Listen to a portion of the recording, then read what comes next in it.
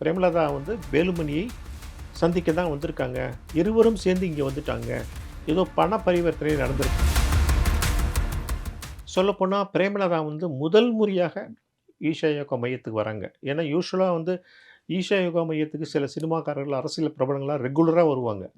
அந்த லிஸ்ட்ல பிரேமலதா கிடையாது. வேலுமணி வருவாரான்னு எனக்கு தெரியாது. ஆனா வந்து முதல் முறையா பிரேமலதா மேடம் வந்து அங்க வந்திருக்காங்க.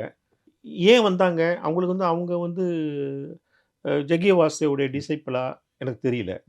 அப்படி ஒண்ணும் அவங்க இதுவரையிலும் எந்த பேட்டியிலும் சொல்லல. இப்ப அரசியல் விஷயங்கள் பரபரப்பா பேசப்படுது.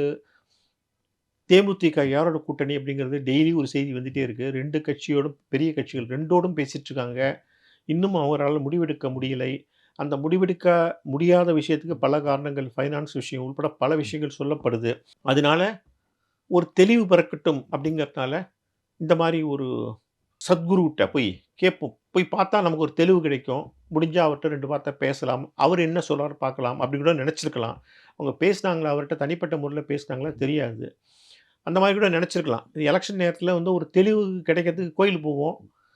சிவராத்திரி நல்ல நாளு. நல்ல நாள் அன்னைக்கு தான் இந்த மாரி ஒரு முடிவு எடுத்து அவர்ட்ட வந்து ஒரு வார்த்தை கேட்டுருவோம்னு கூட நெனச்சிருக்கலாம். அது என்னன்னு தெரியல. இதில இன்னொரு விஷயம் என்னன்னா, பிரேமலதா வந்து வேலுமணியை சந்திக்க தான் வந்திருக்காங்க. இருவரும் சேர்ந்து இங்க வந்துட்டாங்க. ஏதோ பண பரிவர்த்தனை நடந்திருக்கு அப்டின்னுலாம் பல காசிப்லாம் ஓடிட்டுருக்கு மீடியால. அதில எவ்வளோ உண்மைன்னு தெரியாது. பொதுவா வந்து இந்த எலக்ஷன்ல என்ன முடிவெடுக்கலாம் அப்டிங்கிறதுக்கு ஒரு தெளிவுக்காக வேணா அவர பார்த்துருக்கலாம். அதுக்கப்புறம் வந்து ஒரு தெளிவு உங்களுக்கு கிடைச்சிருக்கலாம்னு தான் நான் நெனைக்கிறேன்.